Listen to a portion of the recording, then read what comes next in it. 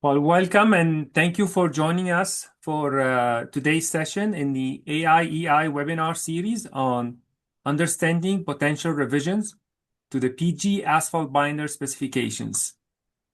This is session 3 of our 3-part webinar series.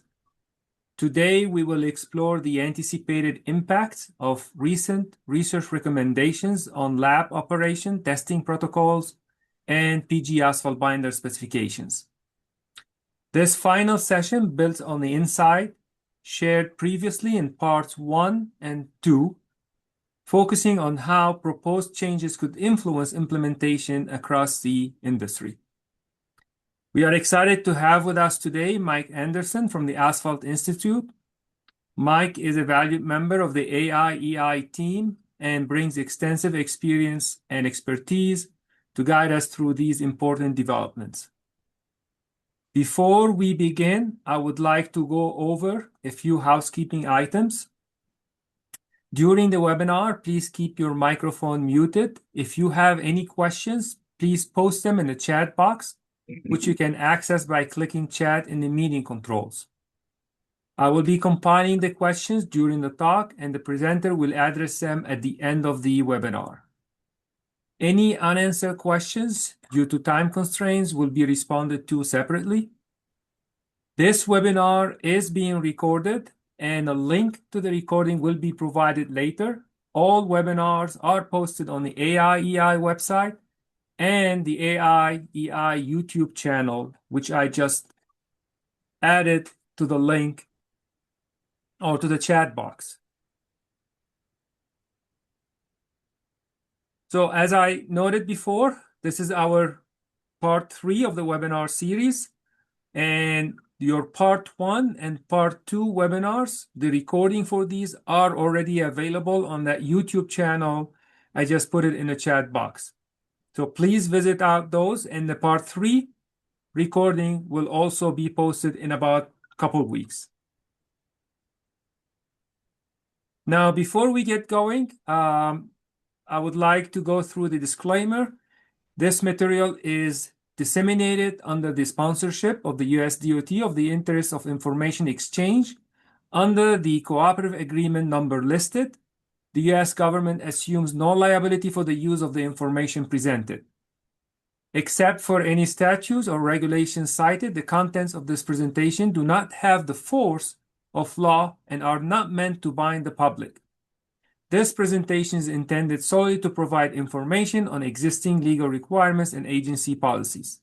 The U.S. government does not endorse any products or manufacturers, and any references to AASHTO and ASTM standards in this presentation refer to private, voluntary standards. Compliance with them is not required under federal law. With that being said, and that in mind, let us get going. I will now turn it over to Mike to kick off the presentation.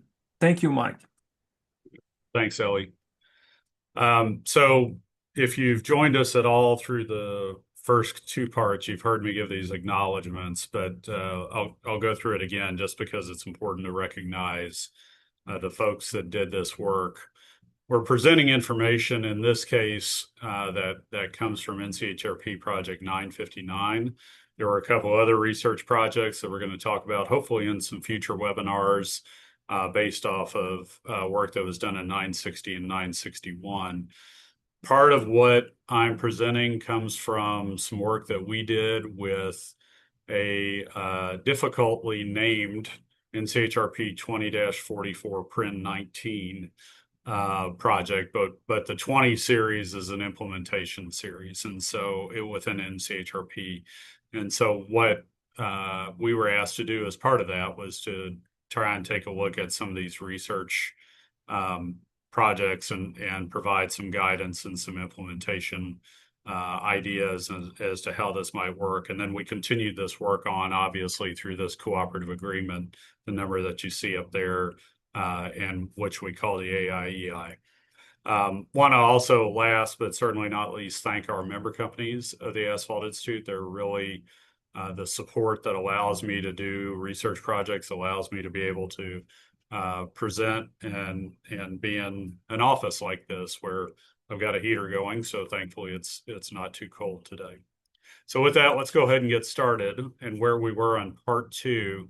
So these were the questions I think that we asked at the start of part 2, and really wanted to kind of flesh those out.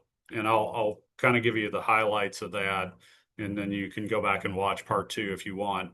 But the first question is, why do we need a new intermediate temperature binder parameter in the PG system? And I say the PG system, meaning both AASHTO M320 and M332. Those are both PG specs. It's just that M332 uses the masker. M320 is the one that we've been used to since the late 90s, I guess.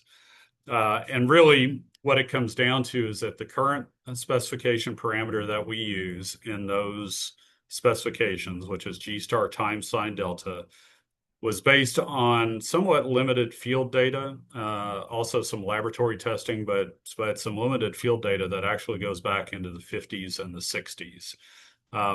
Since that time, and really since the PG system was implemented, there have been multiple researchers that have suggested that G star times sine delta does not seem to correlate well to fatigue performance in the field. It's a little bit mixed as to whether we see that performance, and I think part of that comes from the difficulty in describing just what exactly is cracking, and is it fatigue cracking or is it something else that we're looking at, durability cracking or whatever. But nonetheless, there's been some concerns almost since the inception about whether G star sine delta is the right parameter or not. The next learning objective that we put forward in part 2 is, how did the research team address the objectives of relating binder properties to asphalt mixture fatigue performance?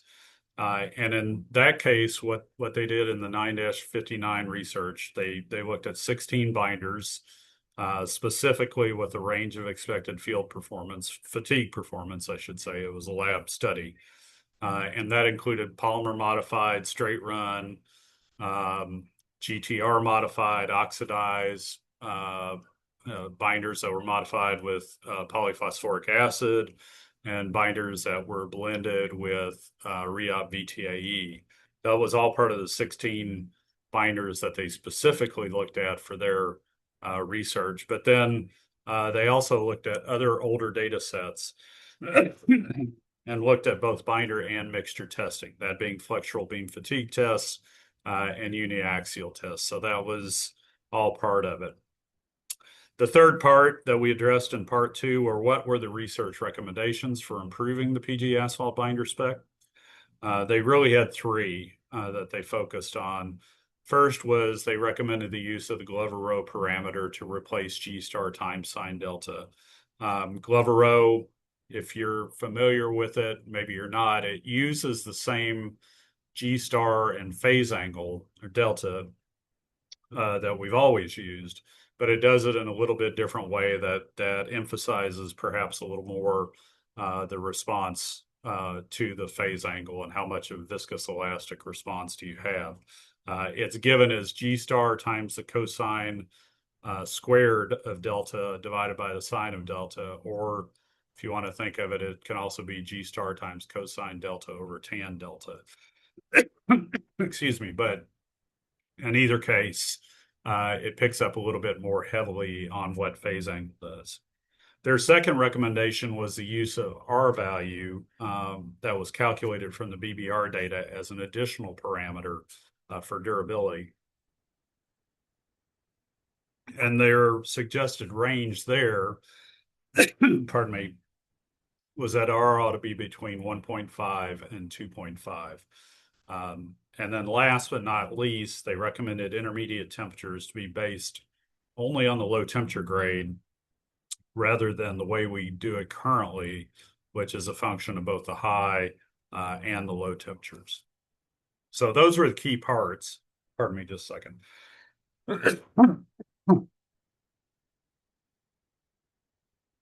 So we'll move on to really our learning objectives for this particular study, or this particular webinar, which is what are the impacts of the research recommendations and how are they expected to have an impact on lab operations, on testing, and on the specifications themselves. So we're really looking to see those binders that are currently being produced, how are they affected by a revision to the specs, and how does it affect you in laboratory operations or in production? So with that, move forward and talk about the expected impacts of the recommendations.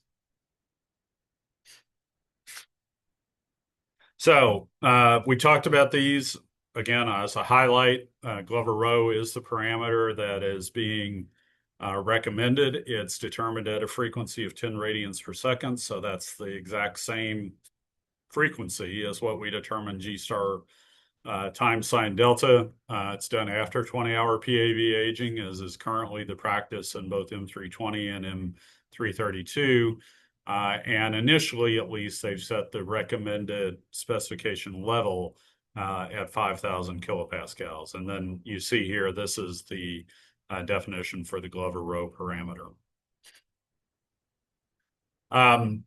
It's important to note that when you're looking at the impact of the Glover Row, it's going to affect more significantly those binders that have lower phase angles at that intermediate temperature. It's going to cause them to fail the spec criteria that they may have previously passed. So phase angle plays a little bit more rational role, I think, but we'll explain it a little bit more in the slides that follow. So if you've heard me speak before, you've probably seen this slide, and there's a lot of information on this slide, but it really kind of shows a couple of different concepts. The graph here on the left is actually a graph that we came up with during the AAPTP 0601 research, which this was an airfield study that we did where we were looking at non-load related cracking. And we did multiple aging cycles. It's, I guess, I won't say that we were the first to do anything like this because we certainly weren't, but we did PAV 2 times PAV or PAV 40 hours and then 4 times, which was PAV 80 hours. And we looked at the progression of aging in black space.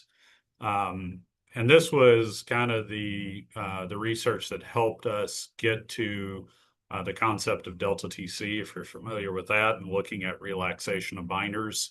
It's also the work that when we discussed it at AAPT in 2011, Jeff Rowe added some written discussion that led to the Glover Row parameter. So really, if you go back to when that was kind of first introduced, it was in 2011.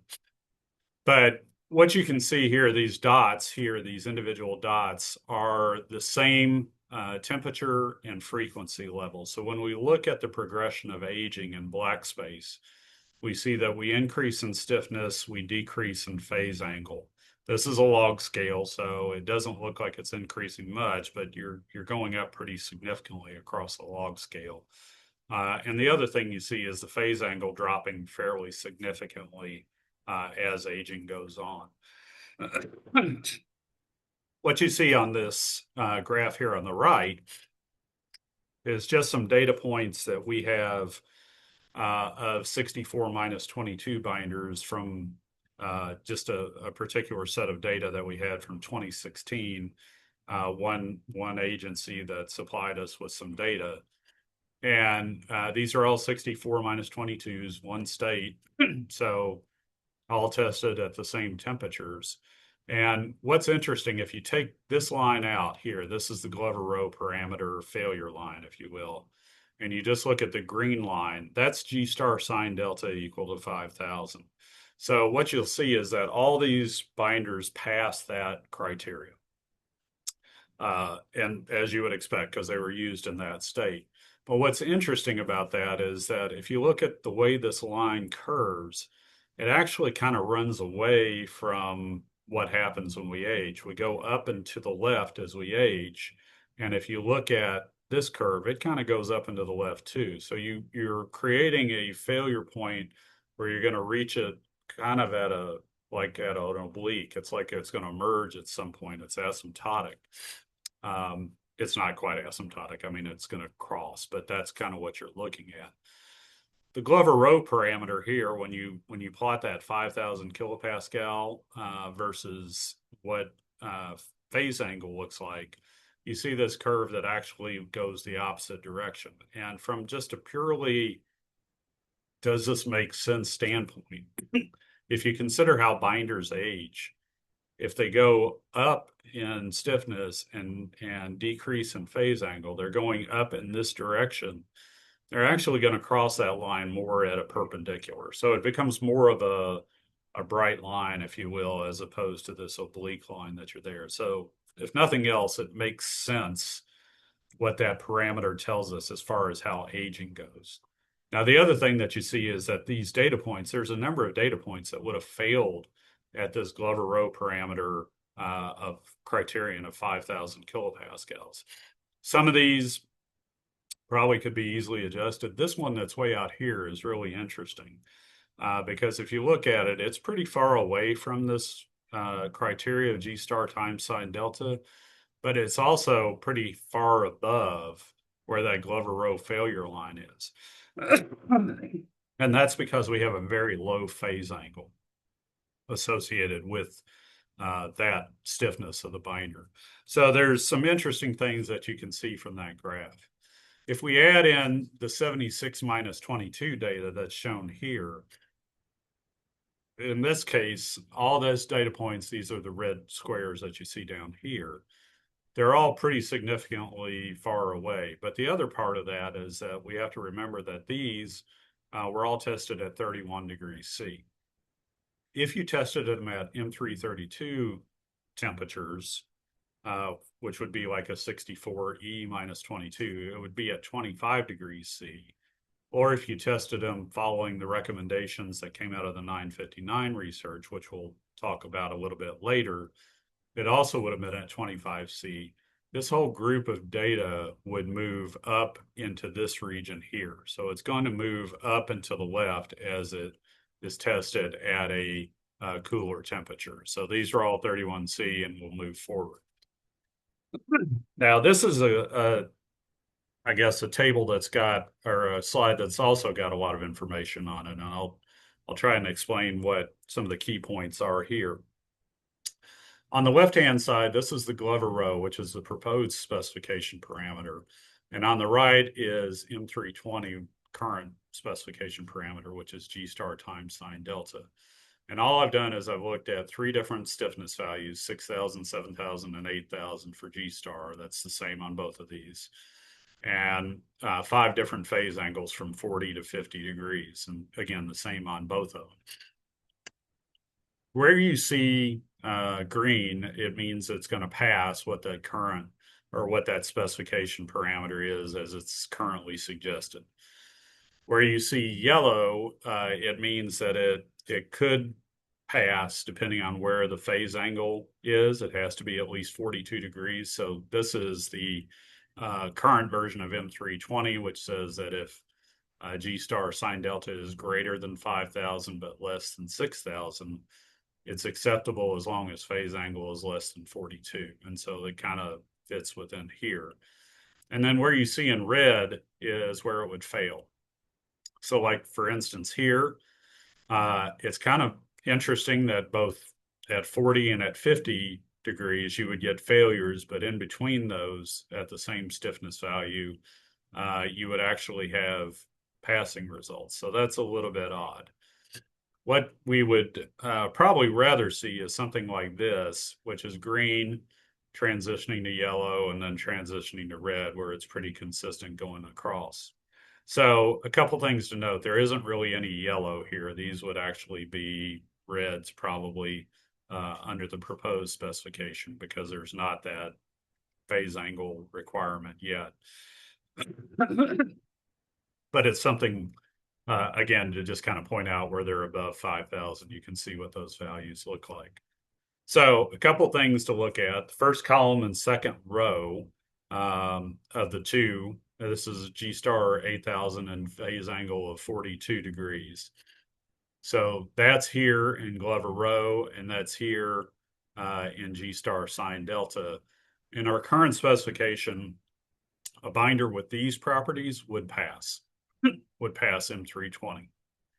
Whereas what's being proposed is it's going to have a Glover Row parameter of 6,600, and it would fail pretty readily at that. So that's where we talk about when you have a lower phase angle with a higher stiffness, it's going to be they're going to more likely fail, I guess, than what you would see with the current specification parameter. The other part that we look at is staying in this first column here, 8,000, looking at the 50 phase angle. You actually would have a binder here that would fail. So even though we put in that 5,000 to 6,000 range with 42 degrees within M320, this one pops in at 6,100. It's going to be above that criteria, so it fails. But by Glover Row, it actually is a passing value. So what it's really doing is weighting more heavily what that phase angle is going to look at. And we see, for instance, that when you're looking at these data points, these are also related phase angles at a given stiffness. A lower phase angle at a given stiffness, like 8,000, is going to correlate more with more negative values of delta TC or higher R values. So it's more in line with what you're going to see as far as problems with relaxation. So just a few data points. There's a lot of information to unpack there, but I just wanted to kind of highlight those. And really, the important part of this, I think, is that the Glover Row parameter more rationally captures the effect of both G star and phase angle than what G star times sine delta does for us. So I was fortunate enough to be able to get some data from Astro Resource, and they shared the data, and it was anonymized, so it was I don't have any idea who the labs were. It was just raw data. But I was looking at data from 5 proficiency sample programs from March 2020 to March 2022. And they would include both modified and unmodified asphalt. You can see the grades there on the right-hand side here by the table. And when I look at all that, obviously they didn't ask people to report Glover Row, but they did ask people to report G star and phase angle.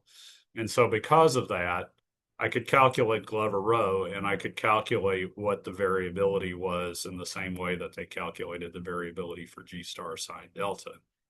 And I was a little bit surprised, but then after thinking about it, probably not as much. This is the variability we had for G star times sine delta. It runs right around about an average of 27%. D2S, I should point that out. So that's the allowable difference between two labs that would be considered statistically the same. So that's kind of the variability you need to look at. I know a lot of people like to look at coefficient of variation or whatever have you, or one standard deviation. But the reality is, if you're in a specification environment, what you're interested in is how far off can my data be from a specifying agency's data. And that's what that tells us. So G star times sine delta originally, when it first was published, was up around 40%. Variability through time, through training, better equipment, all those things, we've now got this variability down to about 27%. But because we use both G star, which has variability, and phase angle, which has variability.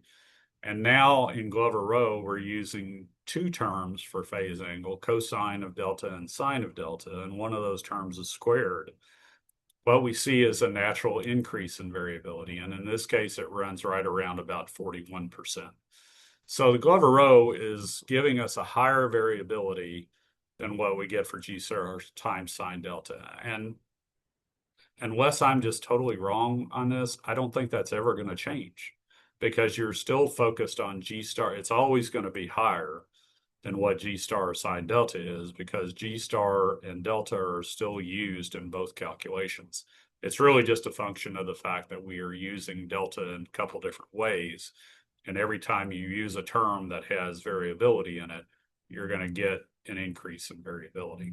So part of it, we tell people, is that this for Glover Row, it might scare you that it's higher than G star sine delta, but it's actually about where we were when we originally came out with G star times sine delta, which was about 40%.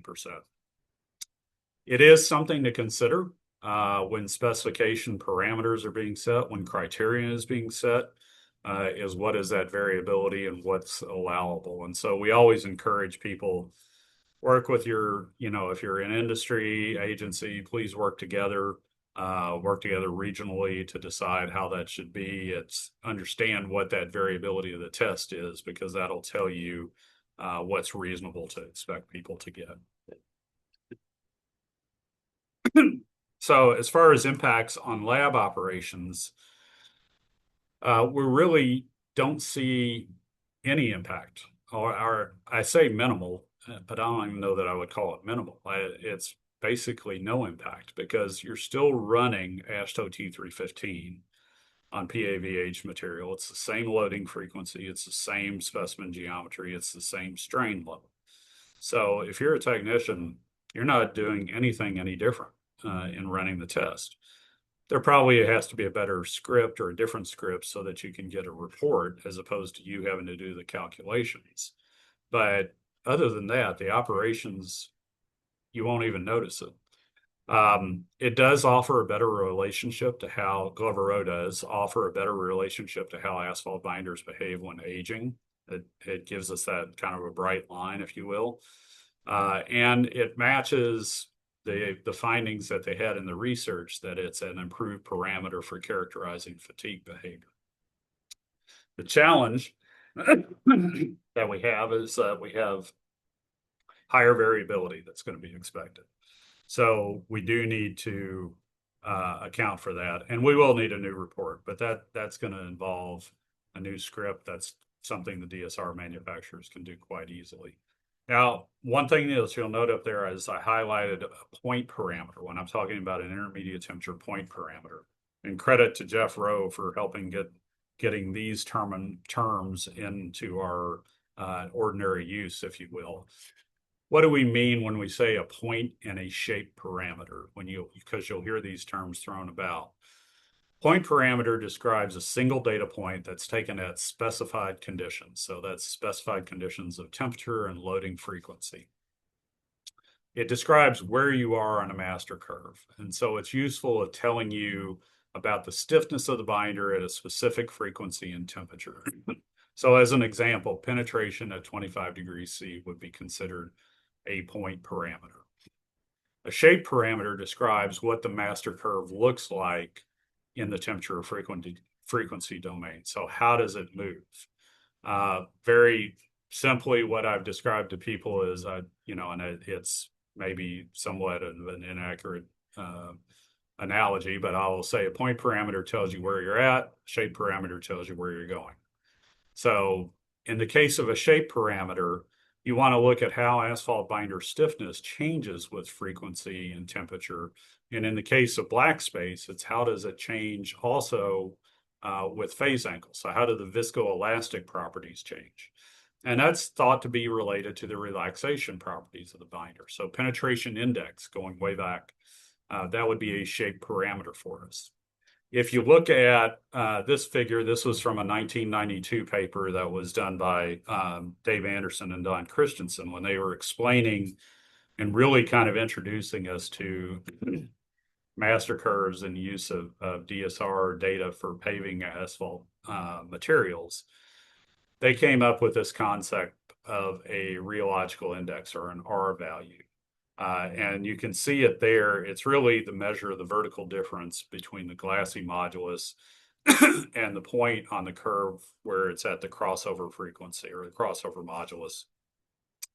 That's at a frequency, or it's going to be at a phase angle of 45 degrees. It's really where it goes from viscous to elastic response. So that's kind of the characteristic and defining thing for us.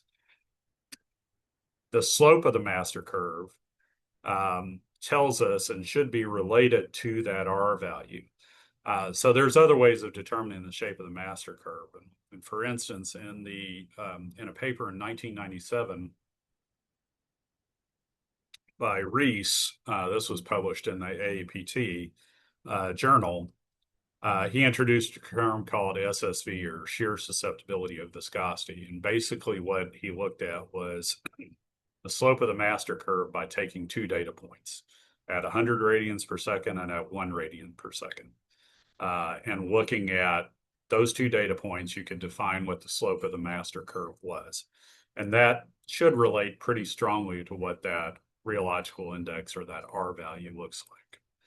So when we talk about a shape parameter, that's what we're talking about, is how do you define what the shape of this curve looks like? And that's that R value here. A point parameter would be just what you see here, this point here. So it's a given frequency and a given temperature, for instance, and we can get a stiffness at that particular frequency. You'll get a phase angle. So really, it's been discussed, and we've talked about this, that from the standpoint of looking at a binder's properties and its relaxation, you really need to have both. You need to have both a point and a shape parameter. And right now, within the specification, as it exists in M320 and M332, we just have the one, and that would be a point parameter. So one of the other recommendations from the 959 research was that you needed to have both. So in addition to the Glover-Rowe, they recommended an R value. But rather than have you calculate that from a master curve, what they did was they chose to calculate it from BBR data. And they gave an equation, and you can see here that basically uses the BBR stiffness at 60 seconds, the BBR M value at 60 seconds, and then calculates an R value from that. Now, there's a couple of things in here. You can see the 3000. This is actually the would be considered the glassy modulus in bending. In shear, that glassy modulus is typically assumed to be 1000 megapascals, or which would be 1 gigapascal. This is 3000 megapascals. That's what it would normally look like in bending.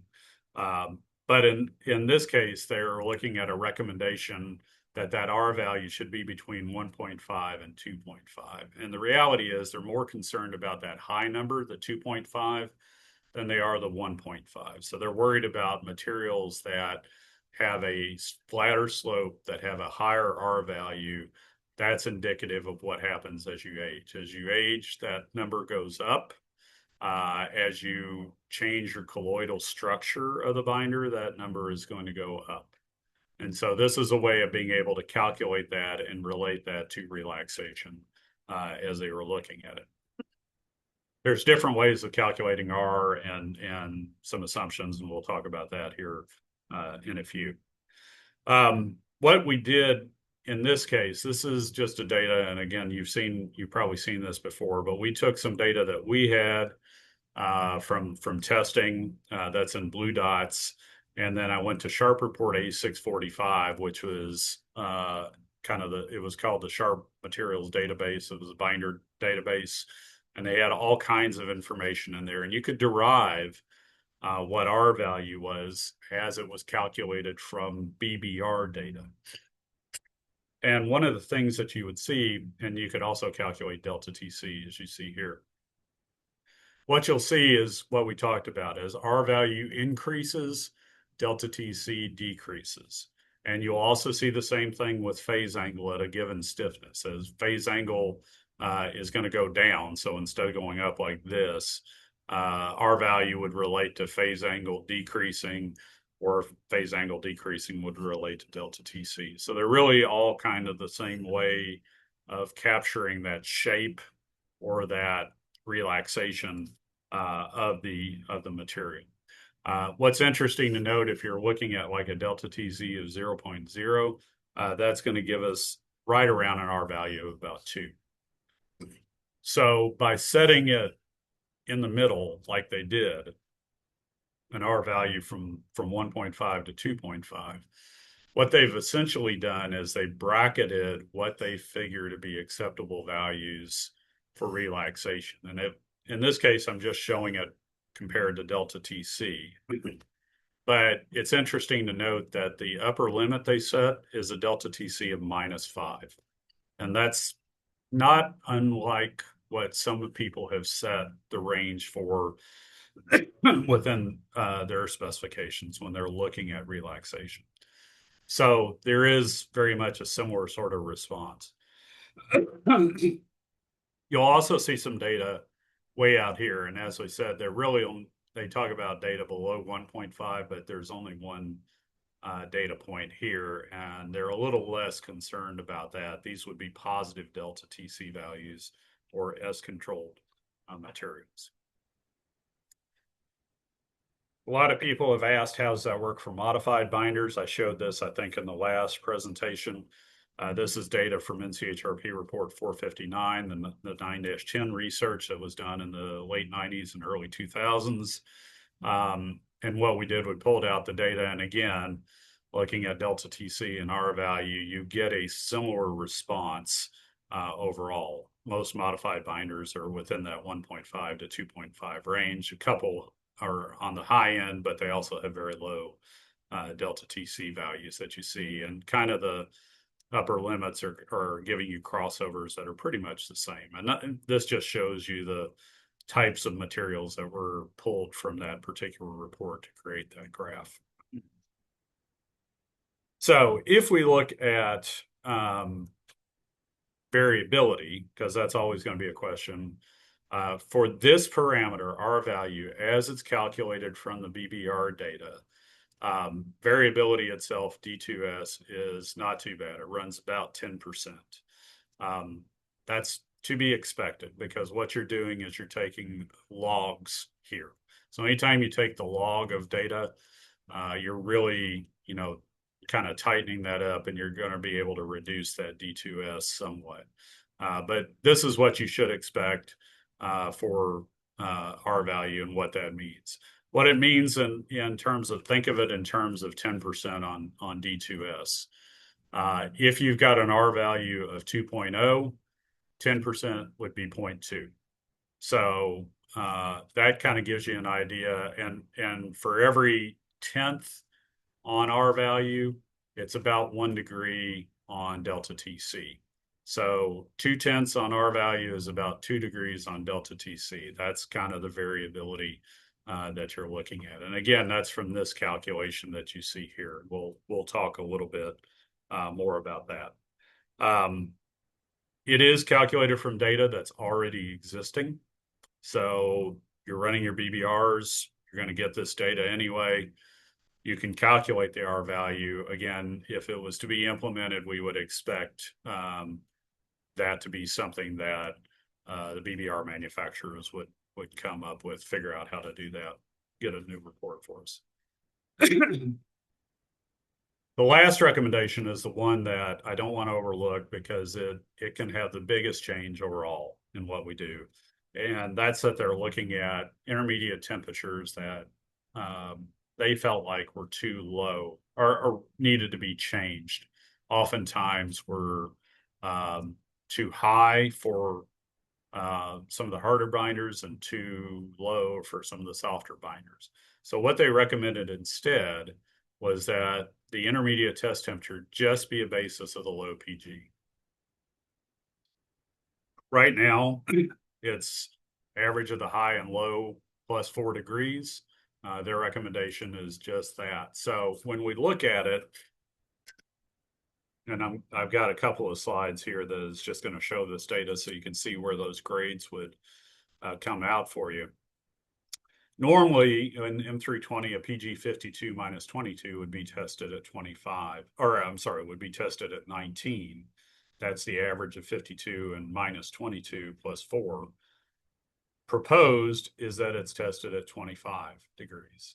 So what you look at when you're looking at, like, for instance, these 52 grades and even the 58 grades, is that what we're currently testing at is colder temperatures than what the research is recommending. When we get to the 64 grades, they're about the same. So not much difference there. Where the difference comes in is as we get to the stiffer grades, the 70s and 76s, and even into the 82s, where the test temperature currently is higher than what would be proposed. So there are some changes that they're looking at. So really the way to think of it, I guess, is that 52 minus the 52 grades are about 6 degrees, would be tested at 6 degrees warmer. 58 grades about 3 degrees warmer. 64 grades about the same. 70s at about 3 to 5 grades lower temperature than what's currently used. 76s are 6 to 8 degrees colder. And 82s would be even more than that, like 9 to 10 degrees colder. That can have a significant change, obviously. But the feeling was that that is more representative of the year-round pavement temperatures that you would see. And they've got some analysis that they go into for that calculation. I won't go into that, but if you're interested, you certainly can read the research report. As far as adding a shape parameter, we mentioned adding Glover Row as a point parameter, really no change. It's the same if you're going to add this shape parameter, R value, as your intermediate temperature shape parameter, because it's calculated from the BBR data that is already determined. We would recommend, if you're going to do the calculation, that you determine it at the grade temperature.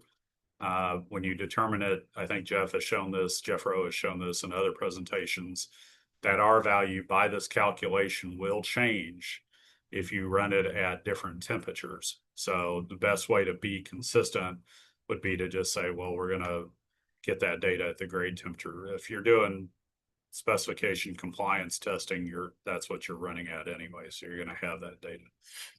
One of the biggest positives to that is it uses existing specification test data. So you don't have to run a new test. You don't have to run more temperatures. You're just going to take stiffness and M value and plug it into the equation and do the calculation. The challenge there is that that equation assumes a glassy modulus for all asphalt binders, that being at 3,000 megapascals in bending. Big assumption. It's been shown by several folks that may not be a valid assumption. And probably isn't a valid assumption. It's going to change a little bit. So part of the question is, well, how much does it change and how much does that effect have? Wes Cooper, Jeff Rowe, and I just had a paper that was presented at CTAA this year that talks a little bit about some of that and looking at different glassy moduli. So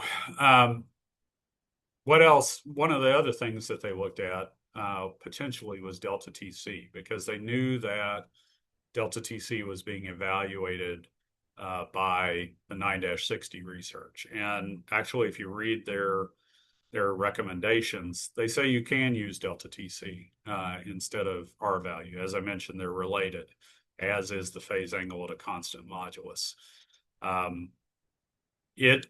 One of the challenges, I think, with delta TC is that you've got to use multiple temperatures in order to get that data, in order to determine delta TC. It's easy to calculate and determine, and people are doing that.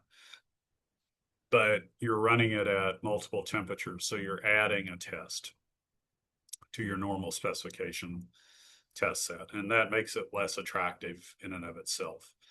There's also been some suggestion through some work that has been done through our technical advisory committee that's led by Andrew Hans, that suggests that the variability might be higher and actually pretty significant And that becomes a problem, again, in a specification setting. And again, remember, you've got variability in stiffness and an M value. So when you're calculating delta TC, now I got variability in stiffness at 2 temperatures and the variability in M value at 2 temperatures.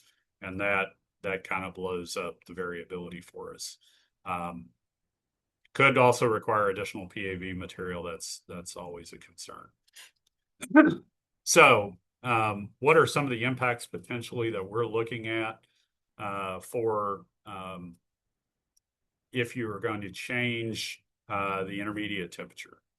If you've been using M320 and been doing grade bumping for modified binders and not basing it on intermediate temperature based on the climate, then the recommended change could be quite significant. It's probably going to mean lower test temperatures than what you're using. And that goes to that graph that I showed you, that figure where I had 76 minus 22 binders that were tested at 31 degrees C.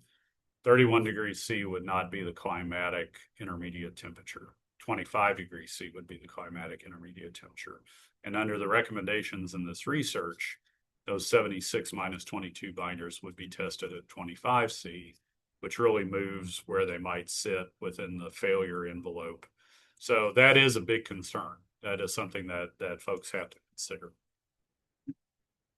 So to sum up, again, you've seen these before, but I'll just kind of highlight those. The recommendations, Glover row parameter instead of G star times sine delta.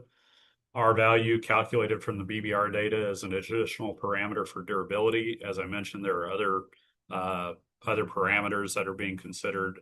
Delta TC is one, phase angle at a constant modulus is another.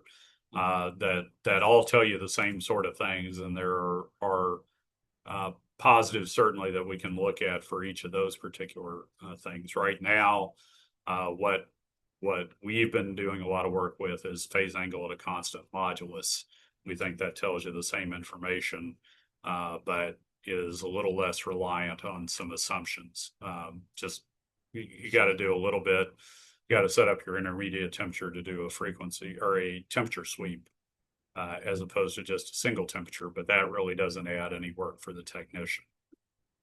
They did recommend the research that intermediate temperatures be based only on the low temperature grade rather than a function of the high and the low temperatures. That's going to be a challenge when we look at it within a specification space. So that work needs to be done.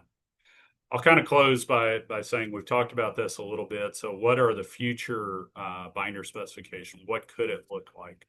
This is the current version of M320, just an excerpt of it. And you can see in this case, this is what we've got with the G star times sine delta. It has a max of 6,000 kilopascal with a minimum phase angle of 42 degrees at test temperature and at 10 radians per second.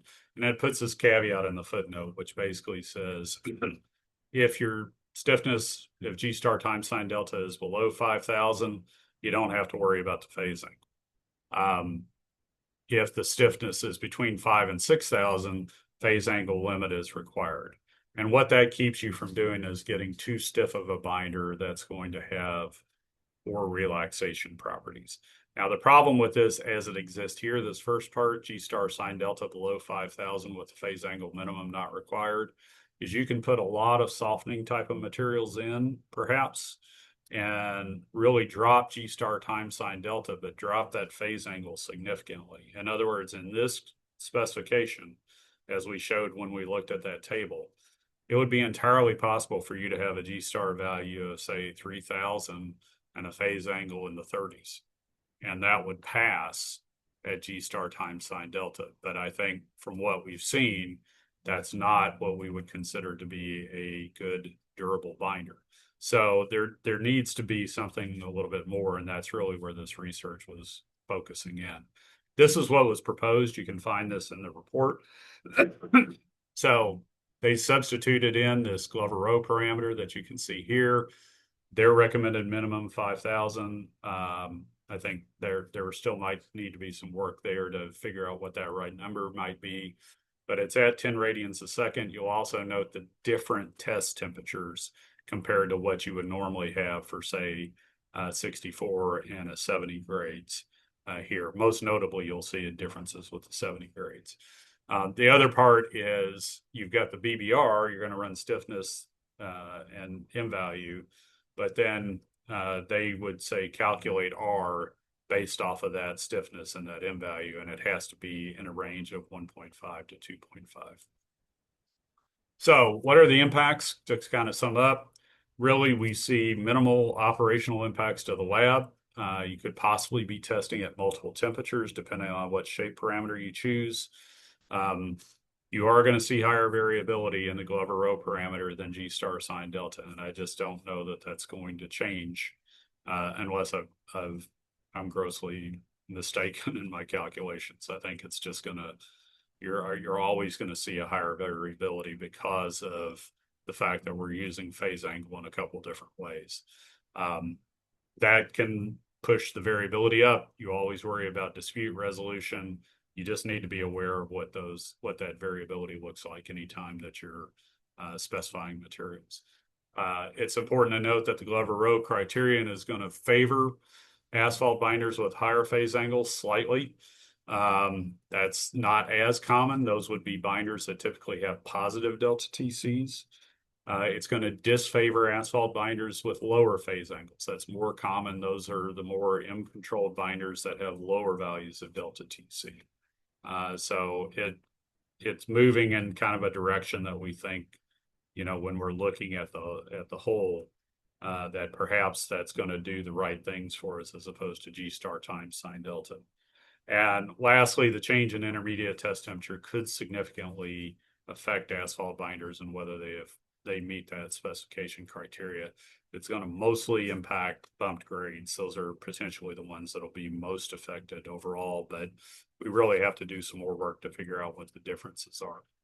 With that, I thank you. I'd like to remind you that there is a survey in the chat box. If you could take a few minutes and complete that short survey, it would be most appreciated. With that, I'll turn it back to you, Ellie. Thank you.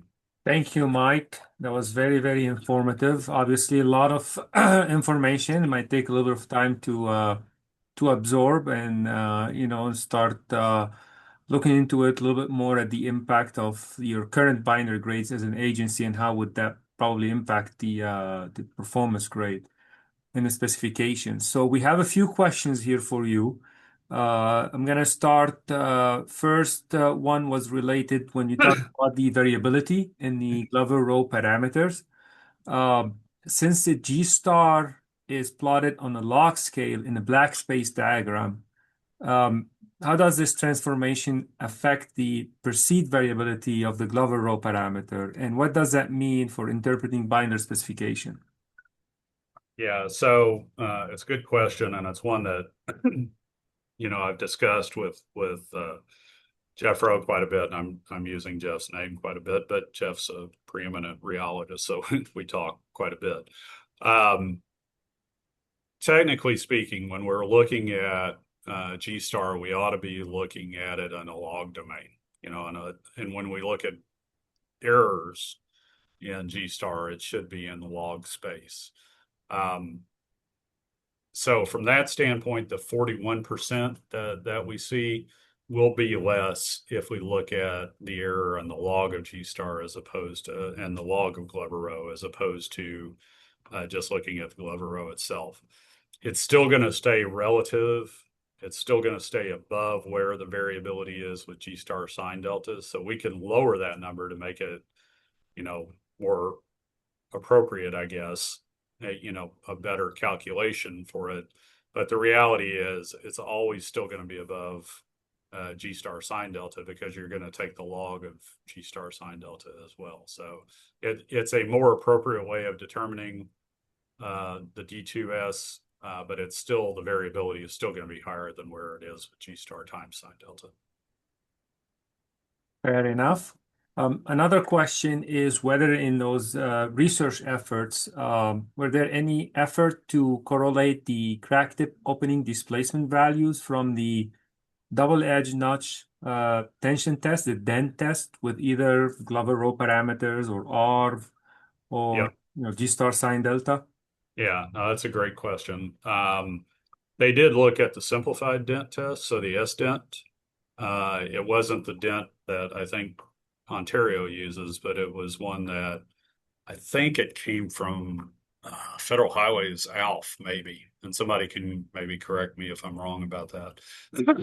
But at any rate, they looked at the simplified dent test and looking at the CTOD, and it relates as well to some of these parameters. So it's there, and what it comes down to, I guess, is what's your parameter of choice? You know, what are some of the reasons why you would choose it? To me, if you're looking at you want to look at how parameters relate to showing you what you think that you ought to be seeing. So we want to see that they're going to correlate. And then from there, it comes down to looking at things like variability and looking at simplicity and ease of use. And that's where I think really Don Christensen and Nam Tran, the investigators for this research, did a great job, because Don basically came up with some solutions that really have very little impact on our lab operations, and yet will still be, uh, in theory, an improvement. Good, thank you, Mike. Another question is, did the research examine how the values of the relaxation parameter are shift when considering the extending bending beam rheometer test to better accommodate for physical hardening of the binders? Yeah, and actually, another good question. When you look at things like the extended BBR, which does pick up on physical hardening, I think, you know, in their report, they talked about how even the R values that we get, or the delta TC values that we get when they're very low, like if you say you had a delta TC below -6, or you had an R value above 2.5, that those are probably still underestimating even the impacts that we see with physical hardening, because those binders, those ones that are of the -6 delta TC, the 2.5 R value and lower, those binders exhibit even more physical hardening, I think, than what we would see for other binders. So in a way, yeah, it probably is, even using these parameters, underestimates a little bit what the impacts of physical hardening might be. Very good. Thank you, Mike. And then extensive research has been conducted on large strain fracture testing of asphalt binders, but yet it is not included in this discussion. What role do you see these tests playing in the future of binder evaluation and specifications? So one of the, I hate to keep saying good question, but those are good questions. I sound like a broken record here. And then if you ask one and I don't say good question, people are going to feel bad.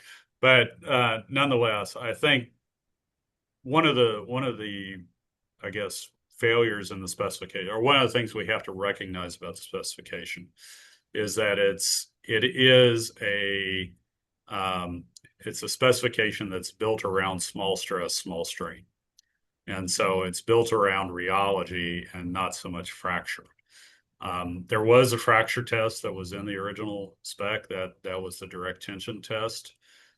Because it's a fracture test, direct tension had a high variability that was associated with it.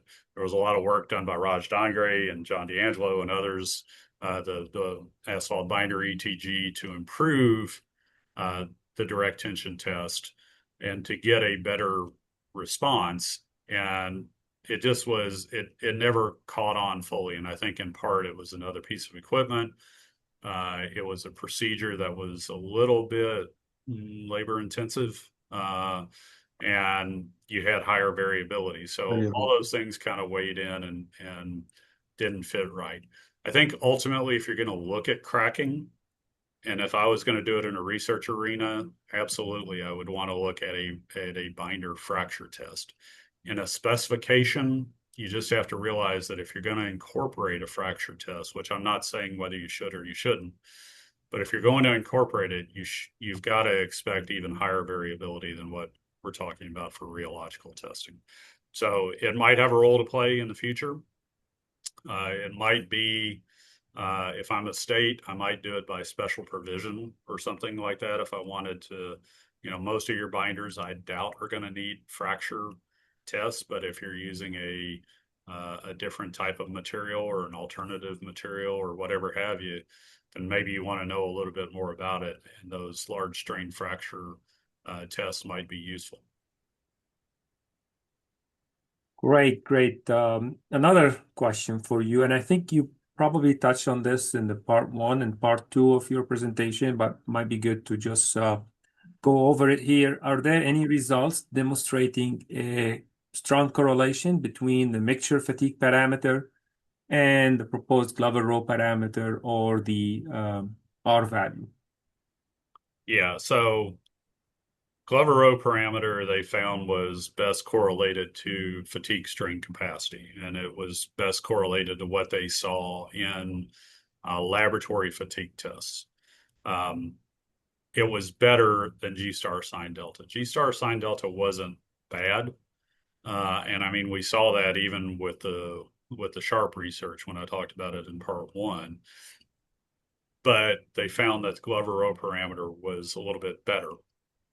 And I think it's because of the how we use phase angle and the way that we that represents the viscoelastic properties of the binder. So from that standpoint, yeah, that correlated a little bit better with fatigue. We've looked at R value, and I think this is partially why you see trouble with trying to do the correlations when you're looking in the field. And I think that goes to the Zacher-Wigmore test road that I was talking about in the last two presentations, is because R value is more indicative of weathering and loss of ductility. And so when you look at a test road like the Zacher-Wigmore test road, which was intended to look at fatigue cracking, they found fatigue cracking, in the driving lanes, but they found more of what they would call block cracking or durability cracking in the passing lane. So where there wasn't as much traffic, where it was just weathering and losing ductility, that was more related to block cracking, which is tied more closely to R value or delta TC or phase angle at a constant modulus. Whereas fatigue cracking that they saw in the driving lane they felt was more tied to things like G star sine delta or Glover row parameter. So that's like, if you can imagine, the driving lane would be your point parameter, if you will. The passing lane was your shape parameter. And I think that's why anecdotally, even when we looked at when there was cracking and people would say, well, I get this and I don't get a correlation between this parameter and that parameter, it's because we're trying to pick up kind of two different mechanisms, if you will. And I think that's where the complexity of intermediate temperature cracking comes in. And maybe that makes the case for that large strain fracture test.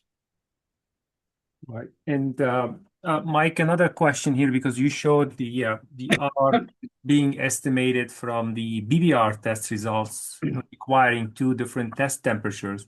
For those that are interested in running a master curve and calculating directly the R, is there an established test method and a standardized method or procedure to calculate R?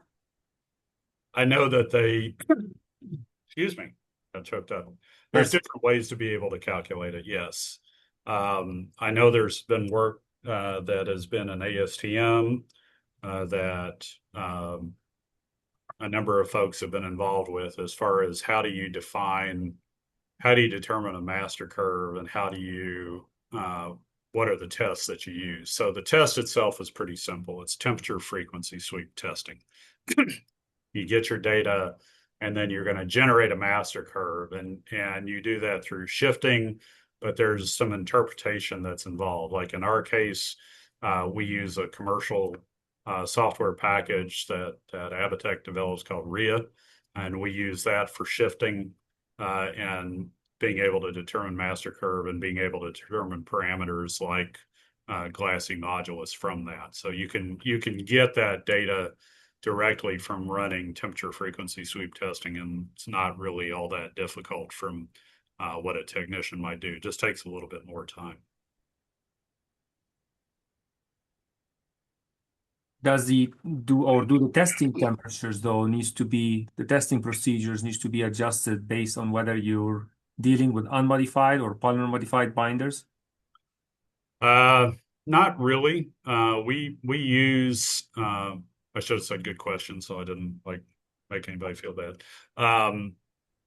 We use the same procedure for both. It's just you see a little bit different response with polymer modified binders, particularly in the if you're below a certain stiffness value. It's one of the reasons why we always are looking at if you hear about phase angle at a constant modulus, we're looking at 10 megapascals or higher. At that point, we believe you're kind of getting out of this intermediate zone where the SBS matrix kind of causes some response that goes back and forth between in and around about 45 degrees or whatever the phase angle that it's working at.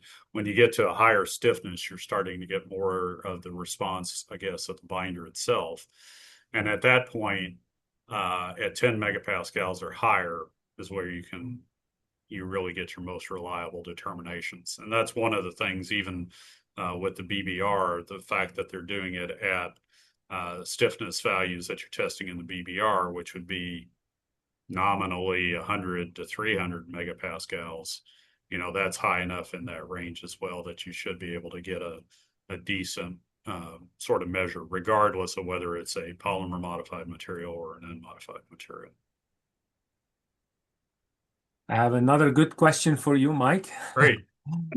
Has there been consideration of how the proposed spec changes might impact the approach of grading an unknown M332 binder under AASHTO R29, particularly for high recycled binder replacement blends, as opposed to testing only 100% virgin asphalt binders? Yeah, I don't. Okay, so I will say good question. They I don't think we've done that work yet. I think there are some people that are probably looking into it.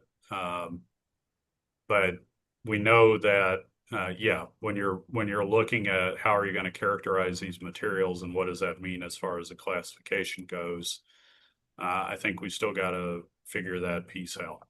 So the short answer is no, we don't have that answer yet, but that's something that I think some people are certainly looking into. Future work.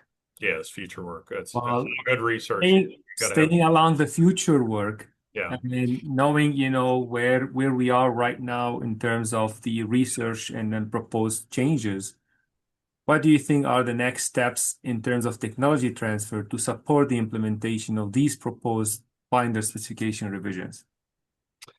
I think, we've been doing some technology transfer through these webinars. This is part of it. We've talked a few times to comp, technical subcommittee 2B so that they're aware of it. But I think it's like a lot of things. Sometimes it feels like I've been talking about some of these things for quite a while, but the reality is that it's still new to a lot of people. I think, they need to have it demystified a little bit. If I start showing too much black space and talking too much about that, it can you can see eyes start to glaze over a little bit. What folks just need to understand are the simple sort of parameters as to what do we mean? Why do we need both a point and a shape parameter? Why do what are we trying to measure? And it's this transition between going from a viscous liquid to an elastic solid, and how do asphalt binders behave as they age or as you add material and they become a little bit colloidally instable. What does that look like? The criterion, I think the general direction we're heading is the right direction. We're going to have to look at the criterion, and that's something that we still got to work through. And that's where I encourage industry and agencies to work together, because they're going to have to look at what are the binders that you're getting. Are you happy with what you're getting? And where does that criteria need to be set? And they need to make sure that they're accounting for that variability that they're going to see. Because some of this has a little bit increased variability, or in the case of adding a parameter like R value or like phase angle at a constant modulus, it's another parameter now that you've got. And from a, it might sound easy enough to put one more parameter in a specification, but that's yet one more thing that a supplier has to pay attention to when they're putting together their formulations and looking at what their products are going to look like. So I think from the standpoint of implementation and technology transfer, it's to continue things like this, presentations that we can do at user producer group meetings, at AASHTO Comp, being able to do some webinars. People can watch it on their own time, and hopefully through watching it several times, maybe you'll click, okay, well, yes, I see where this is going. I can see what this looks like. And then ultimately, if it's ever going to get into AASHTO, it'll have to go through the 2B and the task force there that'll look at where those changes are. So that, you hate to leave it, that it has to fall to them, but it's got to get started somewhere. So that's where it'll end up being, I'm sure. Excellent. Thank you, Mike. I don't see any additional question in here. I would like to thank our attendees for being with us in this session and in the prior sessions as well, part 1 and part 2. Please take a few moments to address the or participate in the survey that we're going to share in the chat box. But also, I would like to remind you that all 3 webinar series will be on our YouTube channels. Already part 1 and part 2 are uploaded, and part 3 will be uploaded in about a couple of weeks. And also, that will be actually the last AI/EI webinar for 2025. And going into 2026, we have a new webinar series that we're starting on the balanced mix design, insights for success. It's also a 3-part webinar series. I just listed the information in the chat box. We hope also you'll be interested in that as well. And with that, I will say thank you, everyone. Wishing everybody happy holidays, and we'll see you back in 2026.